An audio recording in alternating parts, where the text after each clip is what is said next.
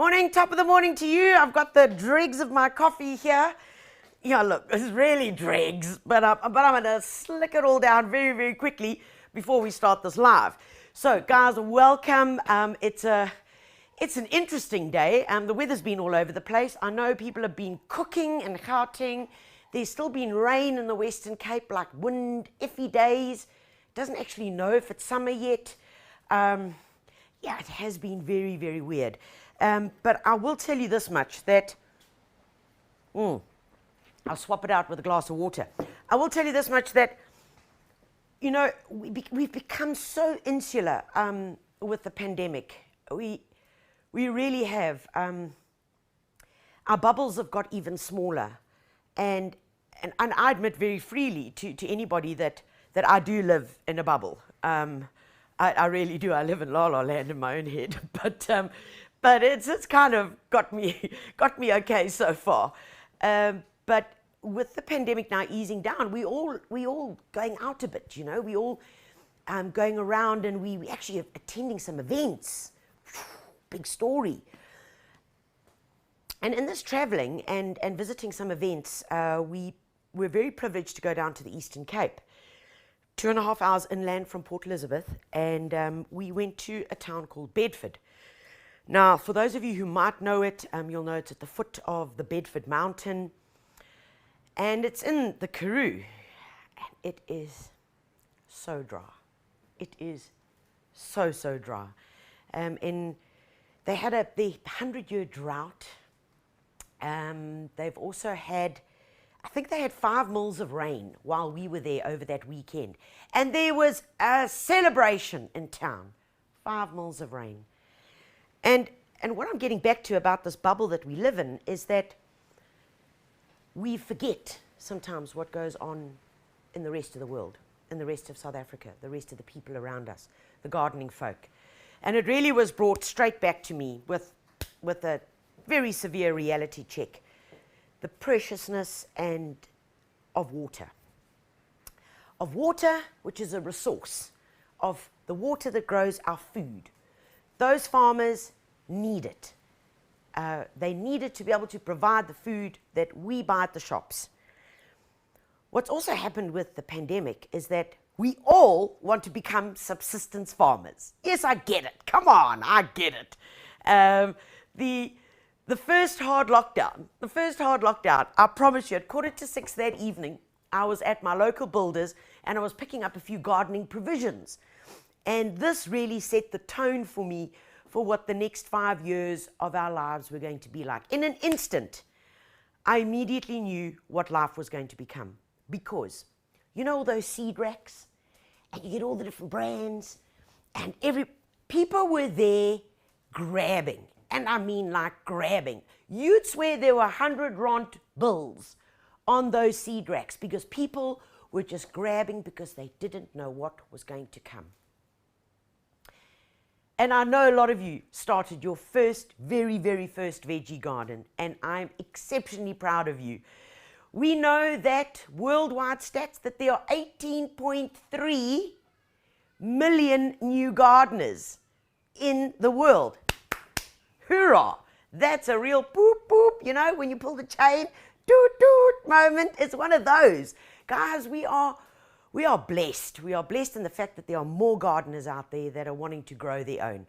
But when we grow our own, yeah, I don't know, some things go wrong. Yeah, like anything in life. It's like trying to do that DIY. It's like trying to connect the DSTV via that remote, via this remote. I mean, still I don't understand why there can't be only one remote in the household. There have to be 3. And I don't even know which one I use to put the TV on with. True story. But anyway, we've all tried to become veggie gardeners, yes, and with it comes problems. So today we're going to go through growing your own, what to do, what not to do. We're going to hit on some troubleshooting. We're going to share with you the season's bounty that you should be planting now. And guys, remember, we are going to make mistakes. It doesn't mean that you failed. It means that you've learned. You've learned of what not to do the next time. It's a learning process. Gardening is, I continue to learn every single day. I observe things in the garden.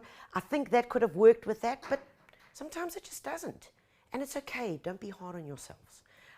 But I'm here for the next hour to share with you the bounty that we have for this new season, and also to troubleshoot. So if you've got any problems, any dramas, any creepy crawlies, we're going to do our best to answer them.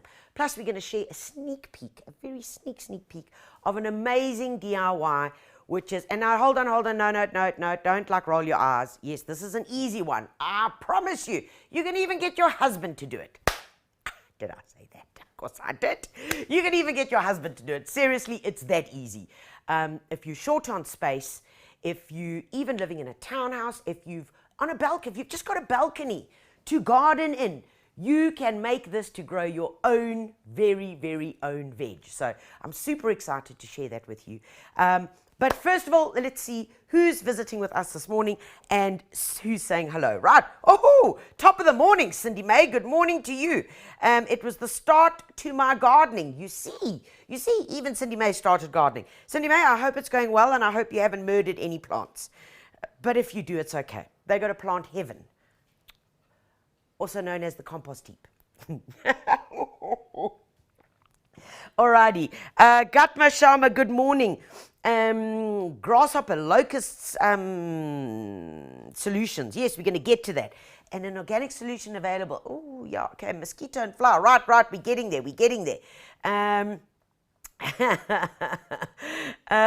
Right. Thelma, good morning. Good morning from extremely windy Montclair. Yes, it is a bit windy. And we've got a fig tree above the garage where we're busy sending you this live from. And guys, when those fruit drop, it sounds like a minor mortar. Not a big mortar, but a much small enough mortar to give me a bit of a jump and a fright. So if you see me jumping around, it's not Tourette's. It's and I have had my medication this morning. Sibu Sisu, good morning. Sue Hubach, good morning from a windy waterfall. Antoinette White, good morning. You don't tell me where you're from. Where are you from, Antoinette?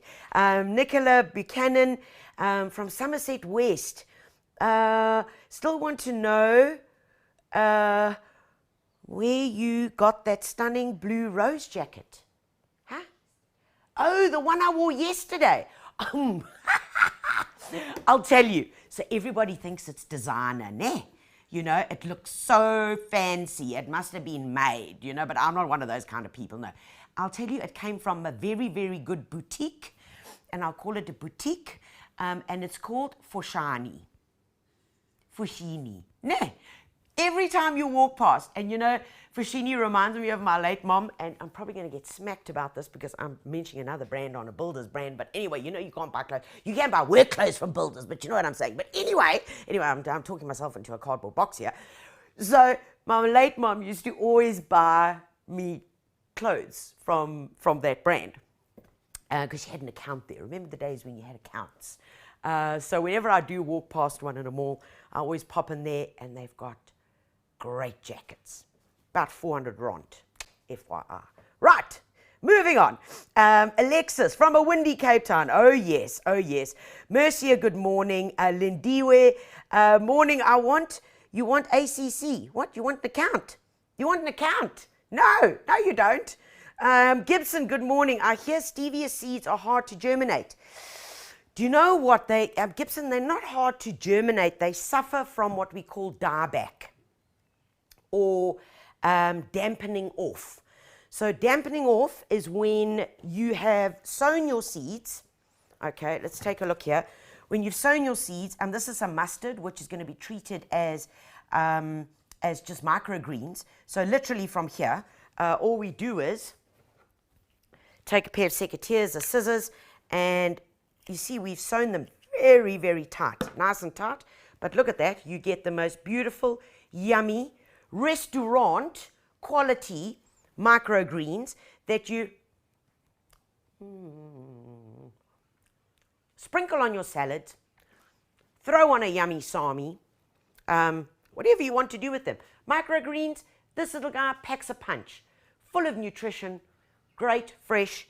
So you sow them in here, and then as they grow, so you then pick You pick, and this will last you however many microgreens you eat, but then you sow the next one like a week later so that you've got a continuous supply of them. But I'm not actually talking about microgreens, I'm talking about dampening off. Now, dampening off is when they start germinating, they're looking great, they're looking healthy, super, super, Jack and the Beanstalk kind of stuff. And then all of a sudden they just go, boop. They're literally like somebody came in there with a chainsaw and chopped them down, and they just fall over. And what it is, it's a fungal infection that happens right over here. I'll put it on my hand so you can see it. It's a little fungal infection that actually attacks via the soil, and there's the weak point there, just where it emerges from the ground, from the soil, and then it just falls over and it's dead. Now, how do we deal with that? It's very simple, guys. It's really, really is simple. And you want to use, and where is it? Root Pro, please. You use something called Root Pro, which is available at your local builders. Now, Root Pro comes in a box that's going to get thrown to me. Ah, good catch. This is Root Pro, guys. It comes in a box like this. There are 3 sachets in a box. Now, what this does is, and listen up carefully, because and off the dogs go. Did you hear that? And off to the races, up the starting blocks. Guys, Root Pro is actually what we call a beneficial fungus, okay? It's a fungicidal inoculant.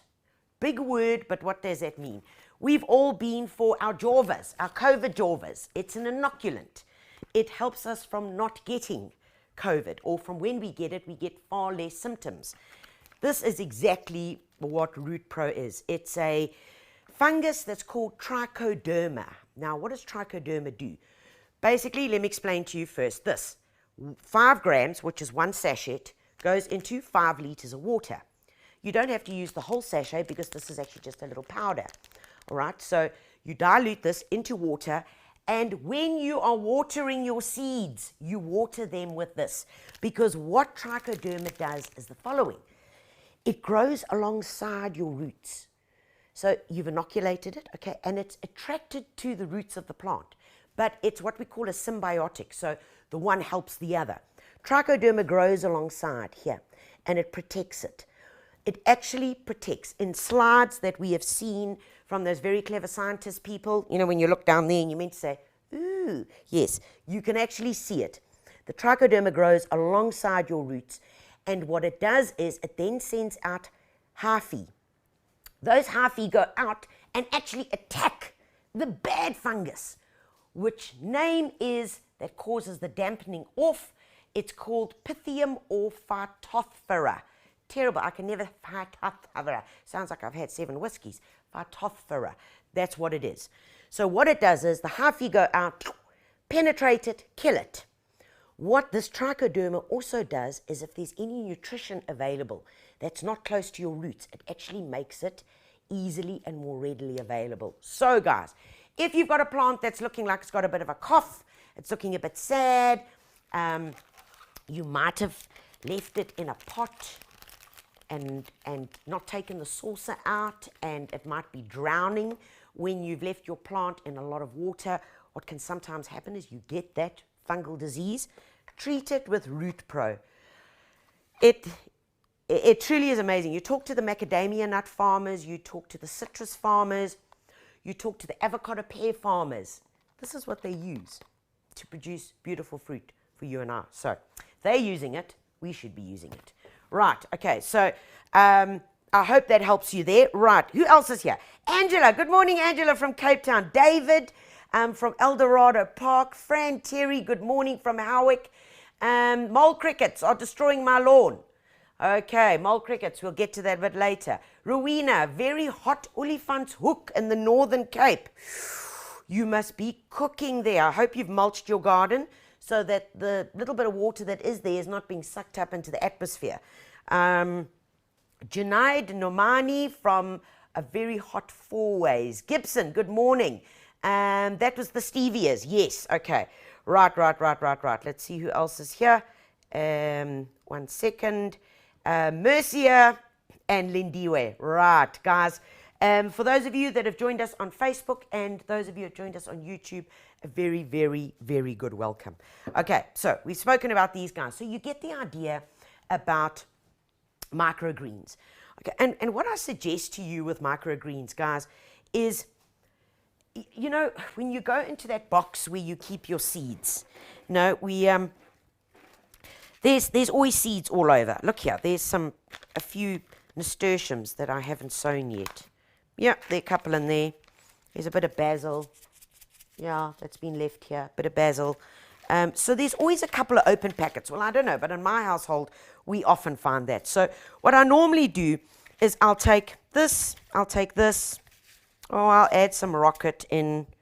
May as well do some coriander because it's really yummy. And this is a nice spinach. This is an amazing spinach. And I'm going to talk about that just now, so I'm going to leave it there. But what you do is take all your old packets. Take the packets of seed that you're kind of like, what do I do with them? Okay, I'm going to give you something to do with them. Take them, open them all up, and you know what we're going to be doing? We're going to be making mixed microgreens, even one up from this. We're pimping it. We're making it extra shishi.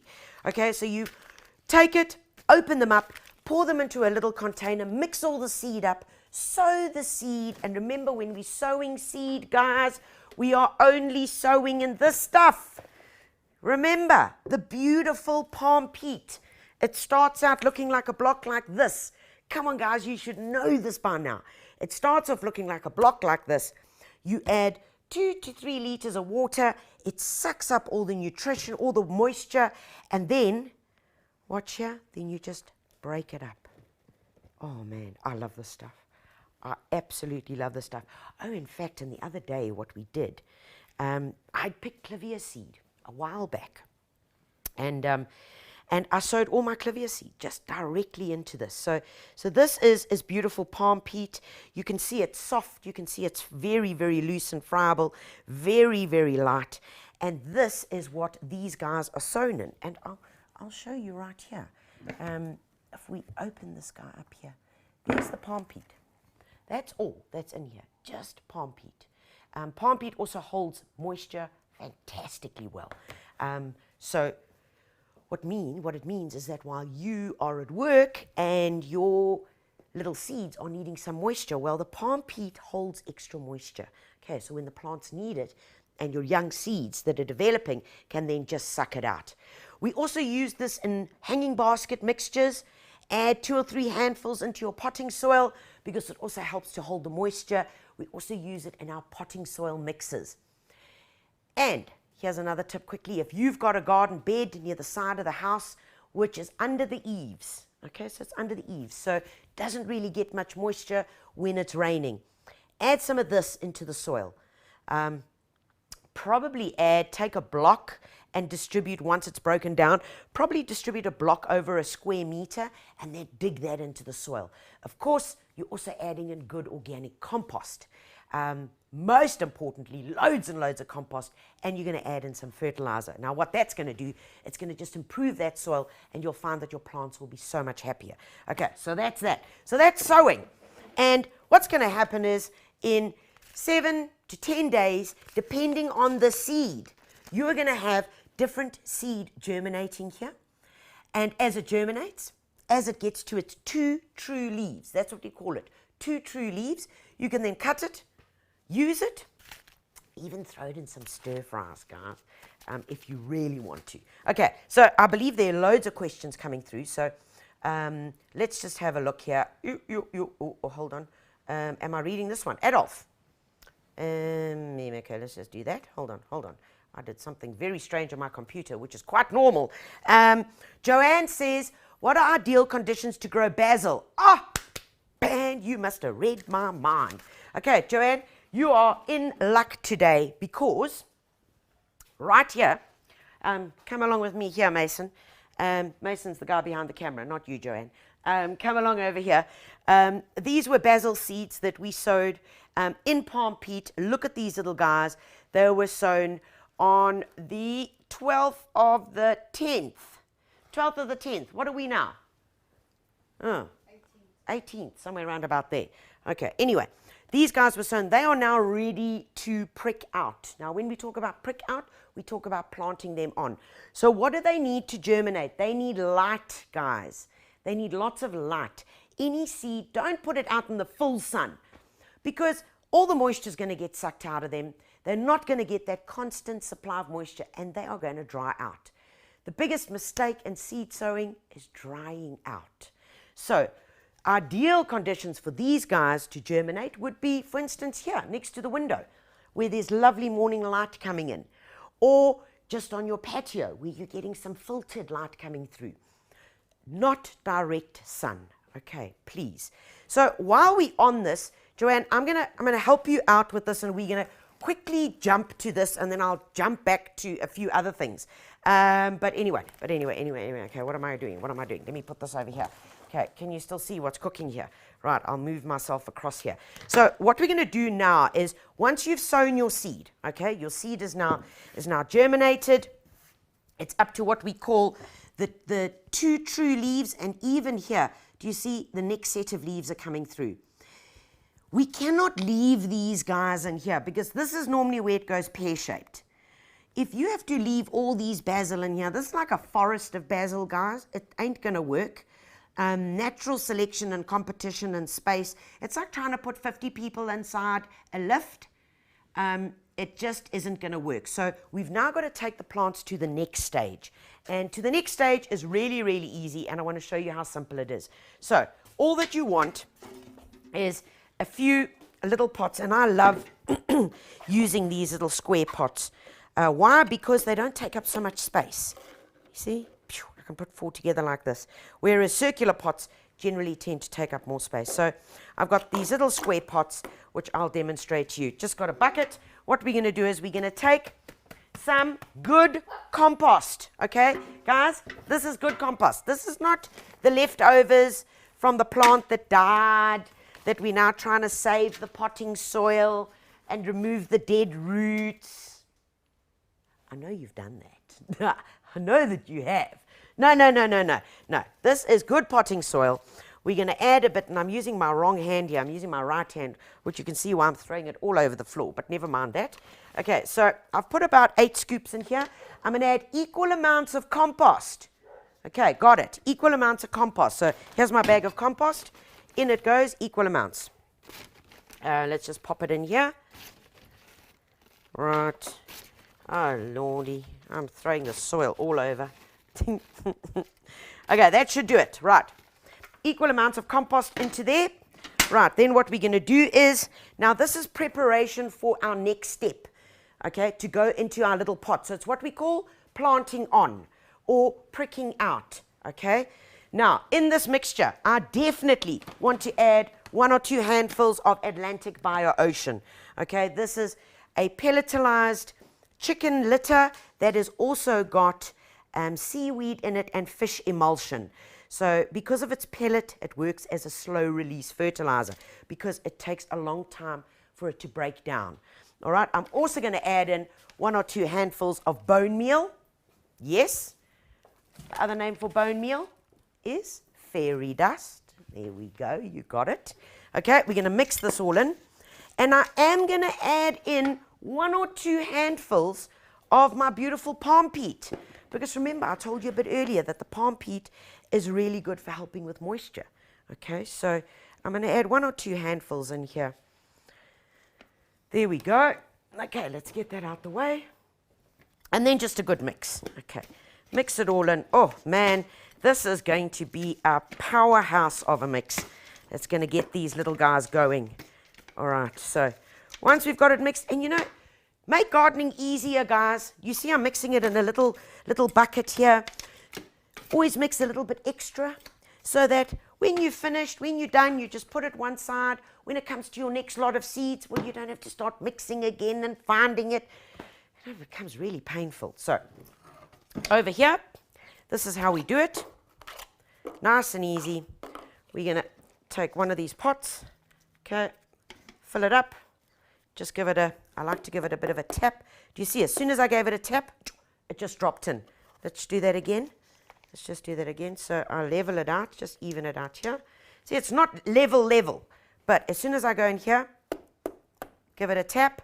Aha. Okay, so that's, because often what happens is this. If you don't do that tapping or that leveling out, this is what happens. You then firm it down or after your first watering and all your soil disappears. It's like, where'd you go, guys? Okay, so just a quick tap does the job. All right, because it's important that we have air. All right, when we talk about bad soil, we generally talk about a heavy clay soil, which is very compacted. So air, the component of air particles in soil is so important because that leads to good, healthy roots. Okay, so there we have that now. Next step, and now you use whatever apparatus you are most comfortable with. Guys, depending on my mood, I use different things. And really, I promise you, it is depending on my mood. So I normally always have a paintbrush, and I'll show you why. I'd either use a little society stick. I'd use my pencil sometimes that I use to actually write my labels, and you only use an HB pencil. Don't use a permanent marker. They fade as well, okay? You use an HB pencil. Or I use one of these little plastic labels, but this is quite a rigid one, okay?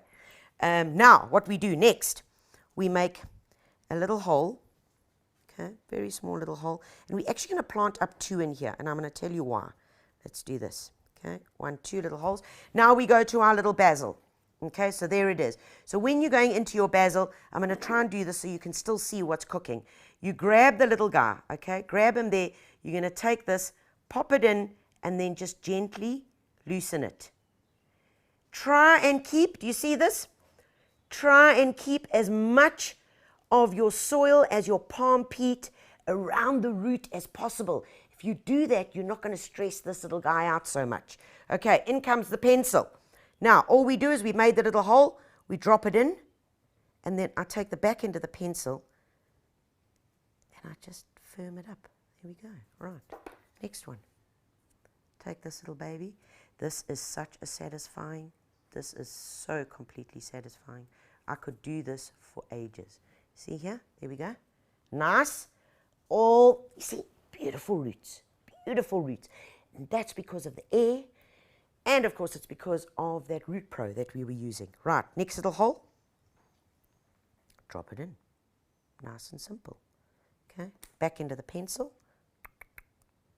here we go. Okay, so I've put 2 in there. I could leave these 2.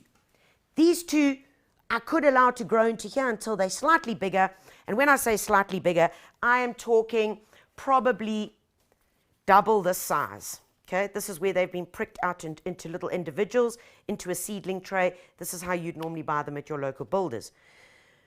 If there were 2 in here, what I would do is after a couple of weeks, I would then decide which is the strongest. And I know this sounds completely evil, but you choose the strongest plant.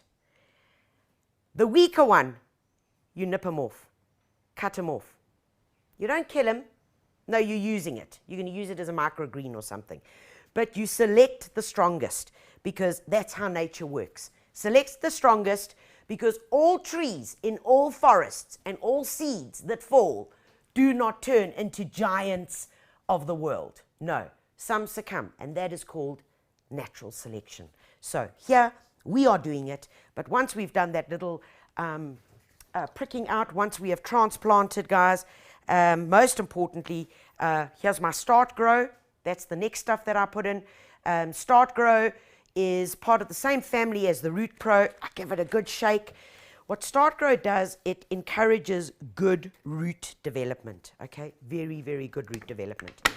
Quick rooting, which is what we need. And it's normally a capful and 5 liters of water. So this is a little 2-liter bottle. So I just pop that in there. Okay, let's put this aside.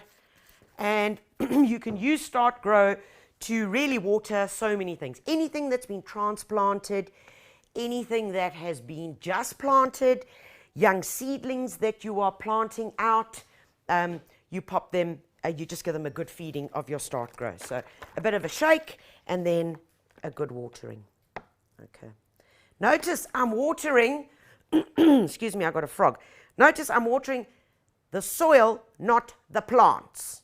Did you see that? Okay, I'm watering the soil. If I had to water the plants, look what happens. Ah, ha, ha, ha, ha. Timber! Okay, you're putting this little guy through too much stress now. So that's why you water the soil and not the plants. Okay, did you get that? Does anybody need me to redo the pricking out? We all got it. Okay, so then let's just stand this little baby up. Then you would start moving into a more sunnier spot, okay? A more sunnier spot where they can start getting more light, because now they've got more surface, they've got more soil that they can start working off and drawing the nutrition, all right? After that, loads more sun, happiness is, and then from there you can then transplant it either into a pot or straight into the garden, and that's how it goes, guys. There's the ecology. That is how you start from a seed and you end up with a beautiful basil plant like this. So come on, get out there, do it. You can. It really is easy, guys. It really, really is easy. Okay, so that was your seed sowing 101. I didn't do these, guys, because I'm very aware that I'm running out of time. So let's just move this all across here and let's get on to the next thing. Right. Okay, I believe there are still more questions, so let's just get to them very quickly. Oh, whilst we're getting to the questions, guys, I want to show this to you. So, from the garden, okay? This is not rocket science, guys. This is not rocket science. From the garden this morning, we picked beautiful lemons. Come on. Lovely, lovely lemons. Lemons and gin. These are kumquats. Now, it's also all about growing your own in edibles. These are beautiful kumquats. Now, kumquat is a little miniature citrus. It's great as a container plant, lovely in hot patios or in pots either side of your entrance. They also work as a really nice feature plant in the middle of your veggie garden if you had, say, a kind of formal setting. But kumquats, different ways to eat them. One is you just pop the whole thing in your mouth like this. But before I do that, the other way is to turn them into a preserve. Kumquats are absolutely gorgeous and nunu, and I'm going to show you here very quickly because they're very small segmented. Look at the little segments in here. Look at them, small little nunu segments, but a good way is to find a recipe where you preserve these, the whole kumquat, and then you take them out and you serve them. So I love sour worms. This makes your taste buds go wild. Delicious. So then you take them, slice them up, have them with cheeses, or you can make a liqueur out of them. Ha! Oh yes, but I don't think I'm going to be sharing that with you today. But anyway, you can make a liqueur with them. The other thing that we picked out the garden this morning is some sea spinach. Now, this is sea spinach, guys.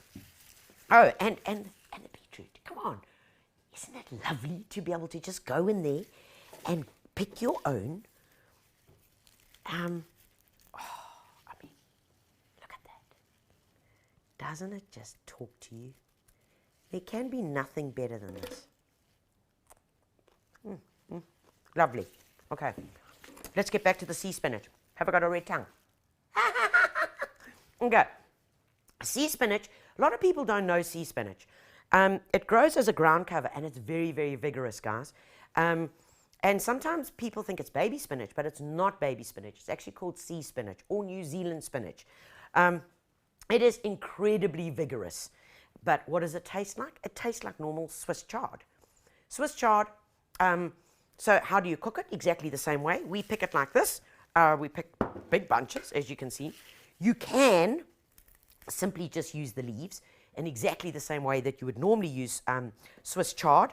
But what we normally do is we take the whole thing like this, literally, and we just chop it up roughly, like that, and we throw that into a stir fry.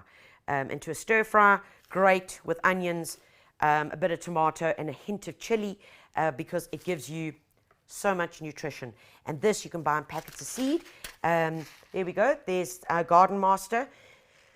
This is Viroflay.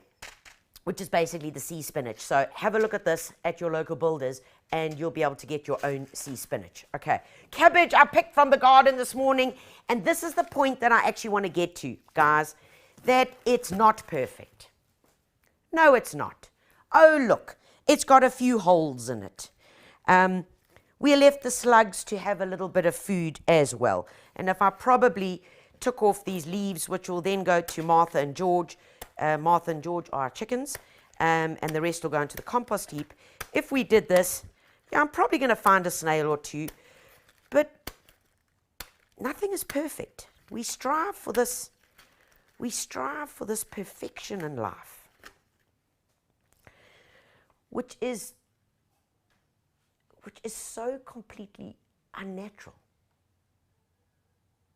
You know, in the shops, when we're going to pick tomatoes, and I watch you at the shops, you know, when you go into those shops where there are big piles of fruit and veg, I see you picking them up. And you pick up 1, 2, 3, 4, 5, because you're normally buying 6s or 10s or 3s or whatever.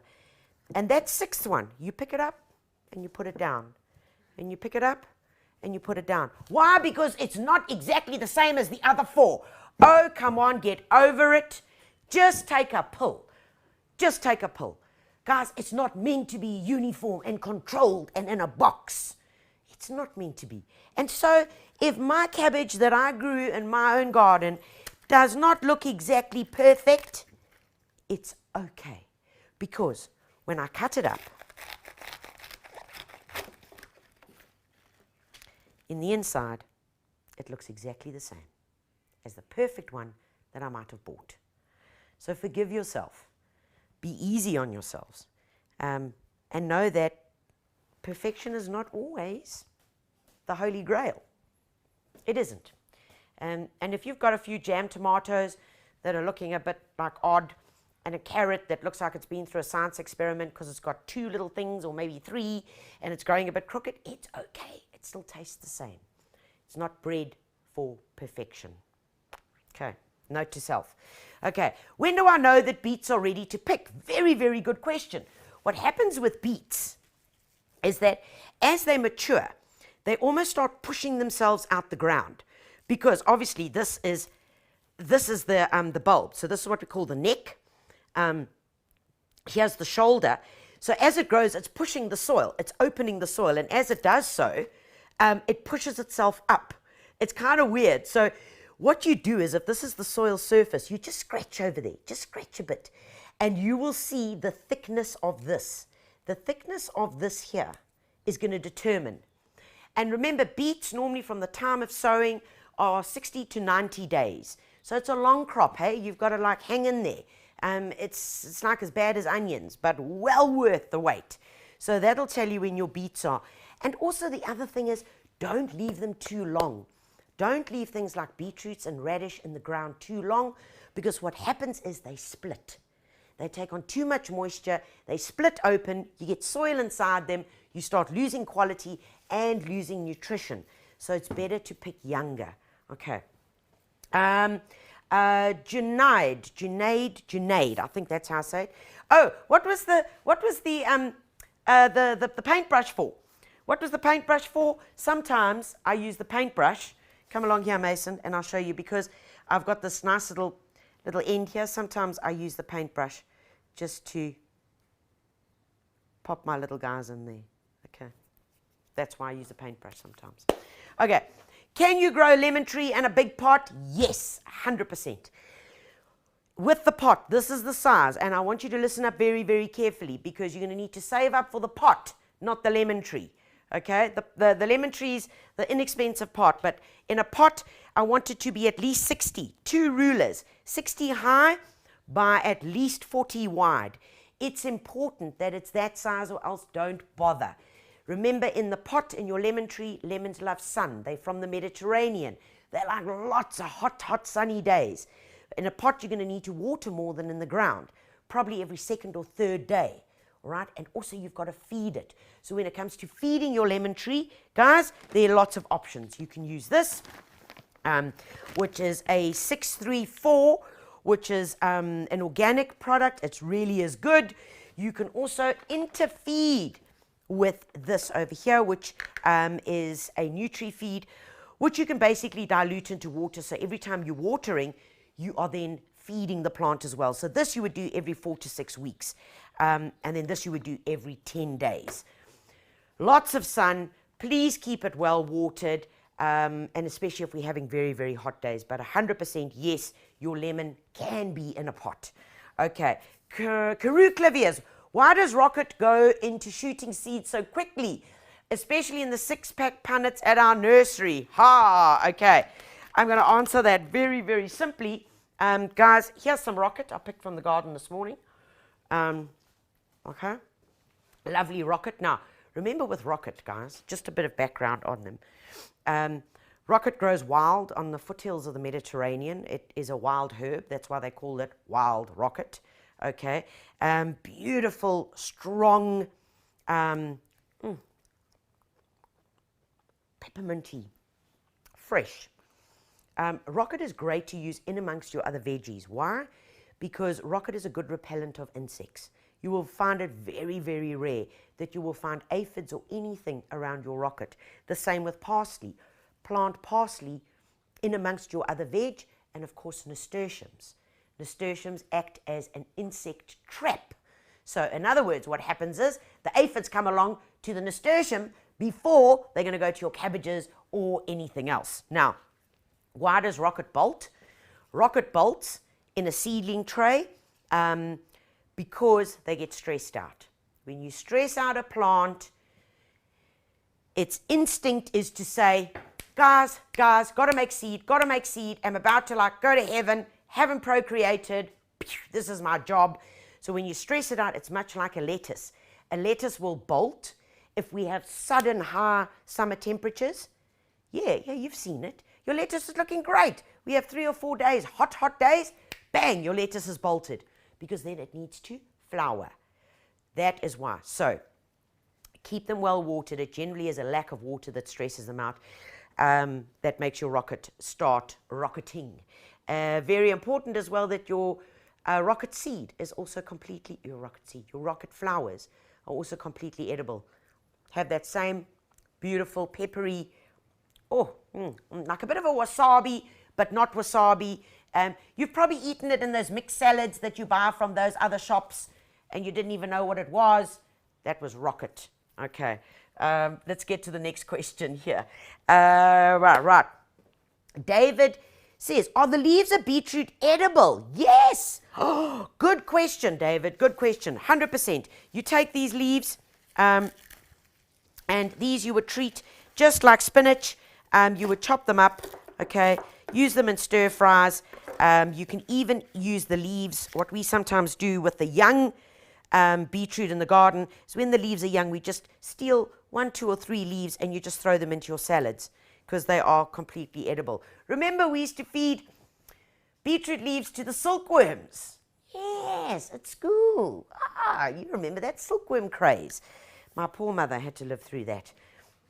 Brenda wants to know, how do I get rid of squash bugs? Is that a bug on your squash? Okay, I'm assuming so. Okay, so let's go. Let's talk about squashes, okay? And let's talk about what you need to plant with them to make sure that they're going to be okay. Number 1 is they need good deep watering, okay? When you water either, and you only water early in the morning or with, and I'm talking pumpkin family only here. Pumpkins you can water middle of the day. Because pumpkins are prone to getting powdery mildew, which is that white thing on the squashes. If you water in the middle of the day, the sunlight actually helps to burn off and kill the powdery mildew. But it's the only one that you would do. So it's either early morning or middle of the day with all your squash family. And it's a great time to plant them now. Guys, when we plant now, which we plant now, which I'm actually a bit late on, is planting some, where are they? My baby marrows. Planting your baby marrows, guys, you literally need 3 or 4 plants, and you'd start them off in exactly the same way here. But what I would do is actually wouldn't even start with this. I wouldn't start with the tray. I would go straight to this little pot over here. So open them up, and you would go straight into this. I normally put them into pots first, Because look, your seed is big. Your seed is big, so it's the same. 2 seeds per pot. 2 seeds, push them in. When they start germinating, choose the strongest one. Chop off the weakest. From here, let it grow a little bit bigger, then plant it out into the garden. Now, squashes are amazing because from 8 to 9 weeks from germination, you can start harvesting your first baby marrow. Your first, can you believe it? And they will go on for at least 3 months. Pick your marrows when they're small. Don't wait for them to get big, big, big, because then they actually lose their taste and they are revolting. Okay, so the more frequently you pick, the more they come up. Okay, the more you get. In terms of the chojos that can attack your marrow, I'm assuming that it's going to be the caterpillar, because there's a lovely caterpillar that loves eating the marrow. There's also slugs that love eating marrows. So what I would do for slugs, put a snail bait down, or even better, put down crushed eggshells around your marrow plant, okay? Because that will then stop the snails from cruising over. They can't get over the eggshells. So you take your eggshells, dry them in the oven. Make them really fine, okay? Crush them, make a little circle around your marrow plant. Any leaves that are touching the ground, squash bugs. Oh, it's that thing. Ugh! Okay, that's revolting. Okay, but never mind. Let's finish this.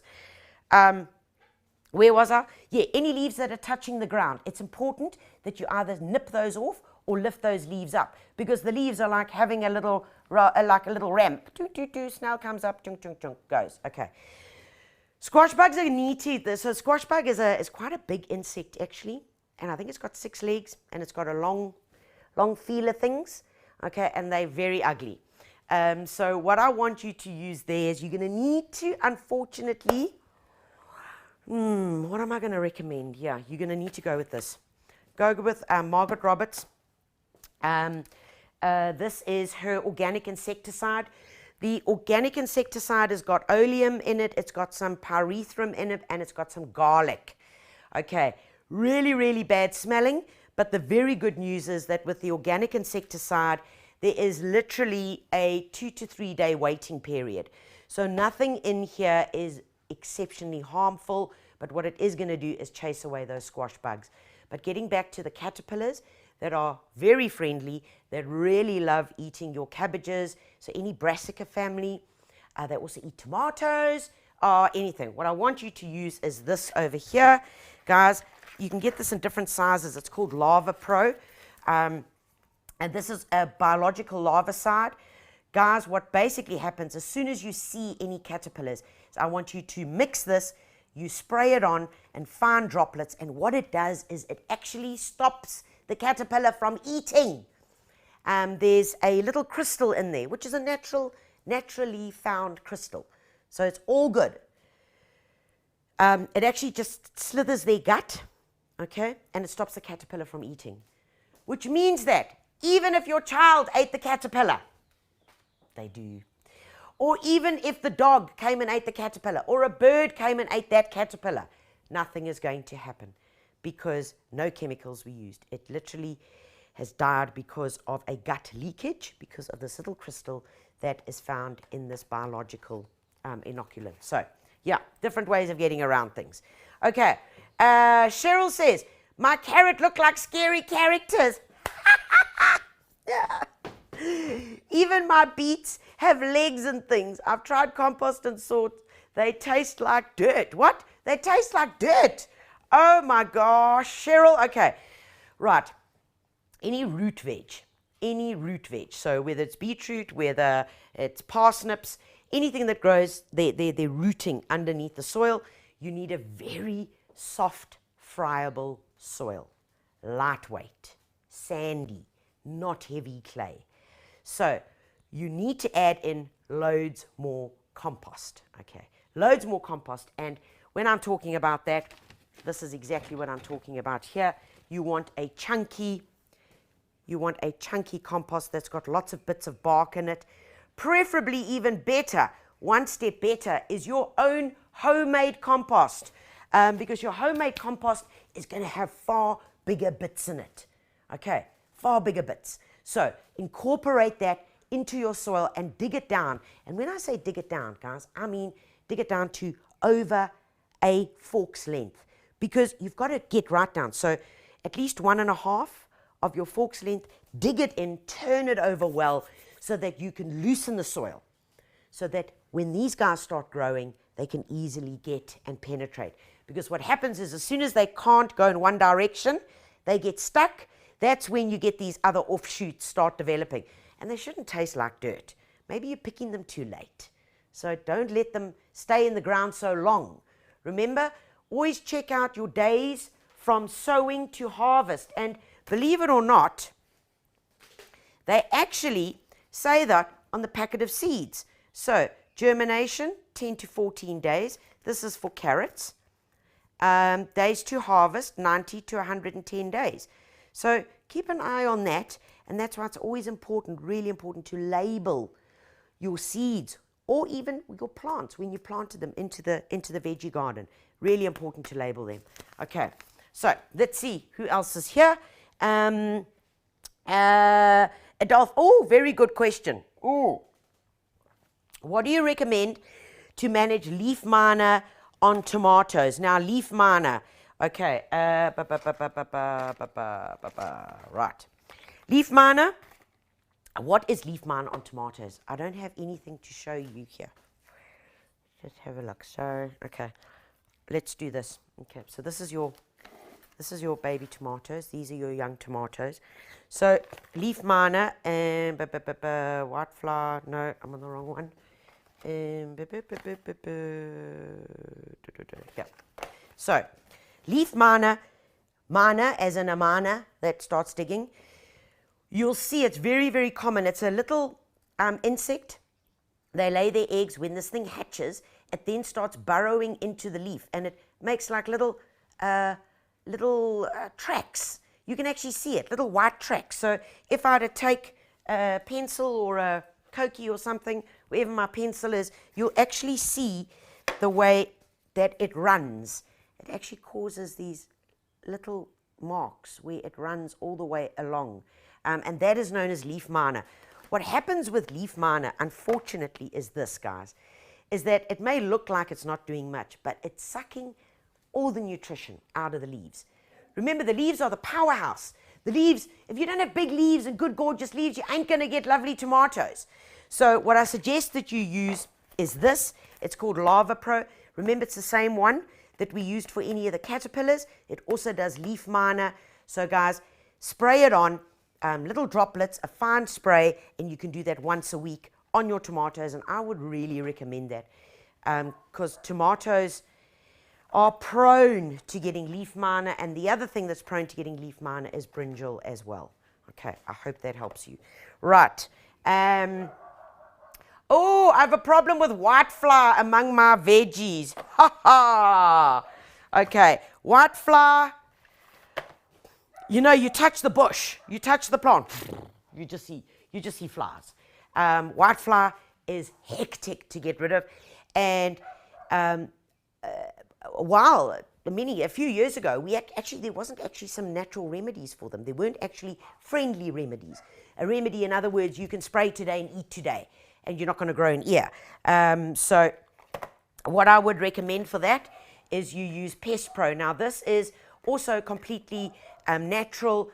What you do with this is it's got 3 sachets in it, dilute it into water, spray it on, and with whitefly, you've got to spray every 3 days. Okay, it's very important to break the cycle because they literally breed every 3 days. Okay, so spray 3 days, spray again, 3 days to break the cycle. This Pest Pro, which is available as well from builders, is a bioinsecticide, and that will get rid of the whitefly. Remember, you can use this and you can pick your tomatoes the same day and eat them because it is friendly by nature, okay? It also doesn't affect bees, butterflies, dogs and cats, all of those as above. Okay. Teresa wants to know, I've just planted some edibles. When do I feed? Okay, but before I get to that question, before I answer that question, I want to show you the thing that I've been keeping up my sleeve, which is the DIY that's going to be available very, very soon on the Builders YouTube channel. In fact, directly after this, this live, you'll be able to go and get the instructions, the step-by-step instructions of this YouTube video, which is how to make a square meter garden. Now, it's called square meter or square foot. It originates from where there was no space. 16 different compartments. I put Kevin to the test, so have a little sneak peek at this and enjoy. Yes, Tanya, I just finished planting and watering the square meter garden. And I've even put some marigolds in there, which is something I learned from you. It's a really simple build. 4 pieces of ply and some cover strip, which is screwed together to form the grid that gives us the 16 compartments. And the trellis at the back will weave the tomatoes and beans onto that as soon as they get a bit of height onto them. All in all, a simple build, and if you want to see how I did it, check the link in the description below. Back to you. Now, doesn't that look cool? 16 little compartments where you can grow your different veg. Remember, you could sow some of them directly. Some of them you could have, like we used that little piece of trellis at the back. It's that expanding trellis. It's cheap as chips. And all we did was nailed it onto the back there. You can have your beans growing up there. You can have beautiful peas because it's time to plant peas. There's so much. So if space is an issue, no more excuses. No more excuses. Okay. Let's go and have a look. I've just planted some edibles. What do I feed? There are so many options that you can use. There really are. From your multi-grow, which you would use as a liquid plant food. It's a capful into 5 liters of water. You could even use this over here, whichever I had. Is it when to feed? When to feed. When to feed, sorry. Whatever the bottle says. And I know that sounds really stupid, but you're obviously going to use your Root Pro when you have just sown your seed. Okay, you're going to use your Root Pro. When you get up to this 2-leaf stage and you have then planted them onto that little pot, then you can start with something a little bit stronger, which would be like the multi-grow. And there's something else I want to get you, which is the Nutri-Feed. Okay, so either of these, and whatever it says. And if you read in the instructions on the back, it'll say, directions, use 5 liters of bottle before mixing. Feed every 10 to 12 days. Ha! Just read the instructions. This one over here, dissolve in water, blah, blah, blah, blah, blah, blah, blah. Apply evenly over the soil once a week. Okay, so whatever it says, follow the instructions, because this has been developed, and let's not try and fight with the scientists. They got it right. Okay. Very good question, Angela. How long do seeds last that are still in the seed packet? So here's the thing. Every year, a lot of seed companies work on a 2-year cycle. Seeds generally will be fine if they've been packaged in their little packets that are then sealed, will last for 2 years. After 2 years, your germination rate drops hugely.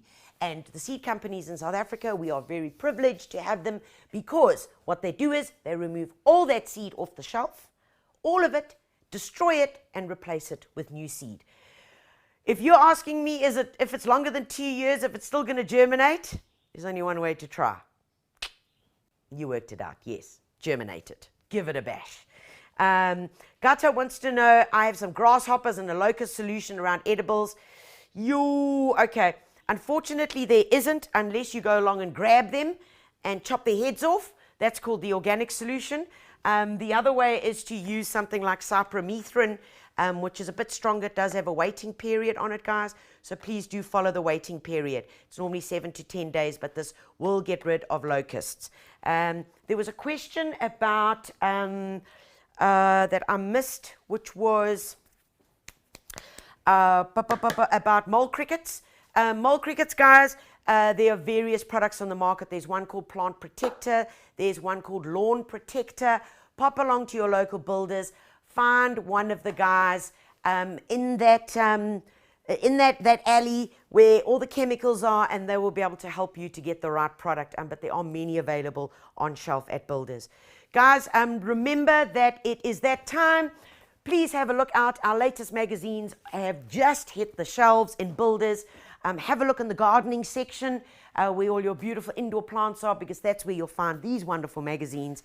Detainir, The Gardener, ready for December, beautiful hydrangeas, and of course Grow to Eat, which is just the topic we're talking about. How to grow them, how to sow them, and even better, what can I cook with them? Yes, full of 96 pages of goodness. So get to your local Builders, guys, and grab your magazine. Please remember to visit the blog, that's on builders.co.za. There are loads of great articles there, good inspiration, and also, of course, the YouTube channel. Simply get into it, search, find what you're looking for, lots of gardening tips, DIYs, and some great advice. The questions that we haven't got to, folks, we will get to them later this afternoon and answer them all for you. So, this is the last Builders for the year, folks. I'm kind of sad. It's come and gone so quickly. The festive season is upon us, and we're starting to wind down. Please, always take care of yourselves. Look after your garden. Take a bit of time out to smell the roses. Even eat those carrots that look wonky, because nothing's going to happen to you. And even when those mother-in-laws that come to visit, I know, and you want to push lemons in your eyes, it's okay. It's a day or two out of your lives, which mean a lot to other people. And never forget that. Be kind to one another. Take care of you and yours. And most importantly, happy gardening. God bless you all.